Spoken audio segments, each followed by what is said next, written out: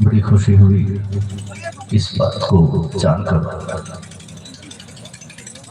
کہ یہ چونکہ بارہ لوہریا یہ دونوں ایسے گاؤں ہیں جہاں کے بارے میں علماء کرام بیان فرماتے ہیں کہ اس ضلع میں کثرت سے اس علاقے میں علماء رہتے ہیں، علماء کا تعلق اس علاقے سے ہے۔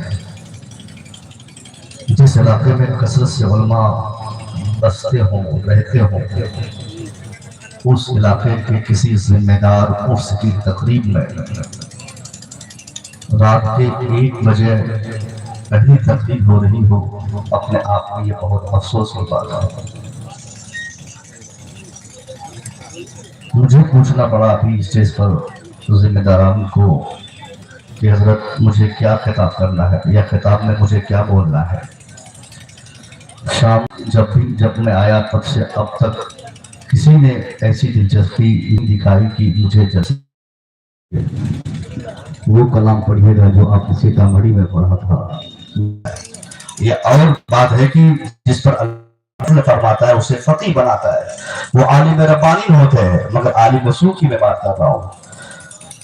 طاہر ریاوی بھی عالم ہے، یا اللہ کی مہربانی اس پر ہے، وہ زبردستی علم حاصل کیا۔ ایسے بہت سارے نام ہیں۔ تو ہمارے حضرت ایک عالم بھی ہے، سید زادی بھی ہے، اس لیے ان کی بہت زیادہ ہے۔ ان کے خاندان کا احسان ہم پر ہے۔ آج اگر مسجدوں سے اذان کی آواز آ رہی ہے، احسان انہی کے خاندان کا ہے۔ آج اگر 5 وقت باضابطہ ہماری مسجدوں میں نمازیں ہوتی ہیں، احسان ان کے گھر والوں کا ہے۔ آج اگر ہم اسلامی تشخصات کے ساتھ اپنے معاشرے اور سماج میں زندہ ہے تو احسان علی کی اولاد کا ہے۔ اگر آج ایک مسلمان اپنے کو مسلمان کہلوانے میں فخر محسوس کرتا ہے اور یہ بتاتا ہے کہ ہمارا مذہب مہذب مذہب ہے، تو اس اسلام کو مہذب بنانے میں اگر سب سے اہم کردار اور رول کسی ایک خاندان اور قبیلے کا رہا ہے تو سرکار مولا علی کی اولاد کا ہی کی خدمت ہے، اور انہی کا نتیجہ ہے جو اسلام اس حسن کے ساتھ ہمارے معاشرے میں ہے۔ اس چیز کا احساس ہر حال میں ایک مسلمان کو ہونا چاہیے۔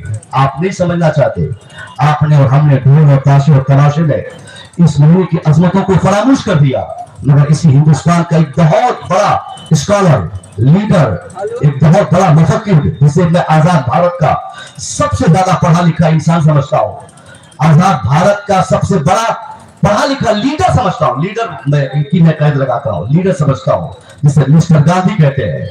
میں ان کی کئی کتابیں ان کی میں نے پڑھی، ان کا کئی میں نے لیکھ پڑھا، ان کی میں نے فکر پڑھی، میں ان کو جانتا ہوں بھلی باتیں۔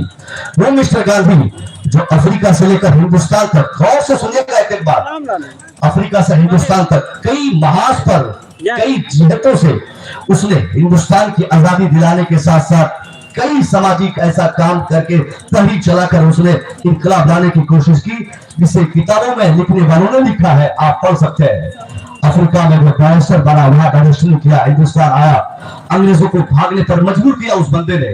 جب وہ بھارت آزاد ہوا اس کے پاس 10-20 لوگ آ گئے اور کہنے لگے کہ جناب اب تو یہ ہندوستان آزاد ہو گیا، ان کو جہاں جانا تھا وہ چلے گئے، اب ہم لوگ کی فرمائش یہ ہے کہ آپ چونکہ فادر آف نیشن ہے، راشٹر پتا ہے، آپ 2-4 لائن سنویدھان میں الگ سے ایڈ کر دیجئے، آپ لکھ دیجئے کہ بھارت میں اسلام کی تبلیغ نہ ہو، بھارت میں نماز نہ پڑھی جائے، اس ہندوستان میں اذان نہ دی جائے، ہندوستان میں نماز کی تبلیغ نہ ہو، یا قرآن کی بات نہ کی جائے۔ گاندھی نے پوچھا بھائی تم لوگوں کو اسلام سے پریشانی کیا ہے؟ لوگوں نے کہا کہ مجھے اعتراض ہے، مجھے اسلام پر آبجیکشن ہے۔ کہا کہ اس لیے آبجیکشن ہے، میرا ماننا ہے کہ اسلام قتل و قتال کی بات